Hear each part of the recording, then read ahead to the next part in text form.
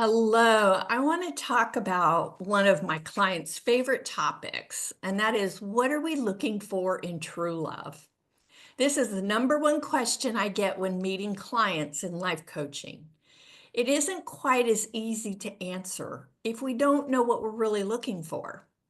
There are many different types of love, there are many different types of relationships, and so I, we have to know what we're looking for before we can find it. Many articles are written about Marilyn Monroe and her love life. She was an icon who exuded sexual energy in the 1950s and the 1960s as a movie actor. She had three husbands, and each of them said they were dazzled by her sexiness. But once they were married, she was so in need of love and wanted to be told that she was loved at least hourly. The neediness wore each of them out, and within a short period of time, she was out looking for the next Mr. Right. On the Hallmark movie channel, there are numerous movies about what we believe defines true love. They usually have a framework where a girl meets two boys and always chooses the quiet guy from her hometown wearing a flannel shirt. All of the love is found written within a 2-hour period of time. It's a great watch, but it's usually not how it works in real life. There's one movie on Hallmark that captured my attention, though, and it's called The Lost Valentine with Betty White. And this movie does not fit the usual Hollywood mold of true love. Betty White was married in the 1960s to the love of her life, and they were married for only a year before he was drafted into the Vietnam War.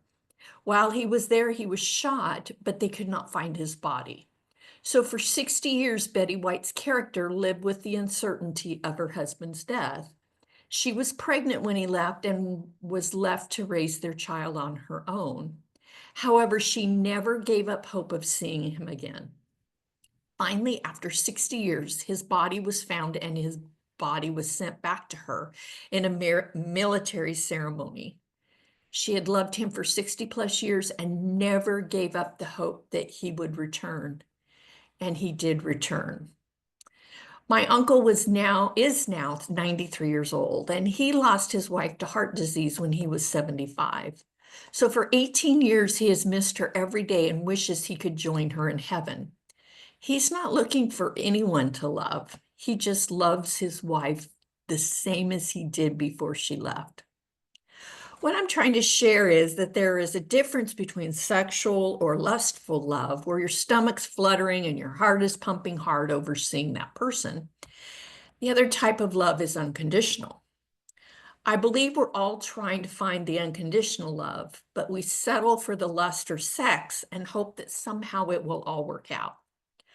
Love doesn't always just work out. There's hard work involved. The key component, though, is to love yourself first so that you can then love someone else the way you wish to be loved. That unconditional love is beautiful when it's viewed. It's the older couple helping each other as they age. It's the spouse or partner caring for the other through illness. It's the spouse or partner who longs to see the other after a business trip is completed. It's the love that allows another person to leave and live their life, even when it is not what you want. That love is the hardest. You have to let them go because they need to learn more life lessons, and they need to learn them without you. I've learned that letting that person go that you love unconditionally can be the best form of true love, but I promise you it's the most painful. I let my true love go 4 years ago. To let someone go out and not beg them to stay is hard. It is a daily decision to surrender, but it allows the other person to grow and make their own decisions. My love story is not the story we believe in love or happy ending, but it is a true love story. His name will be the last word that I speak before I leave this world. And I'm grateful for the love lessons that he taught me and that I have learned about myself and how I've learned about what love means no matter what. If you want to know more about true love, go to mammothedge.com and take the life assessment. I would love to hear about your true love story or the love story that you want to create. Thank you.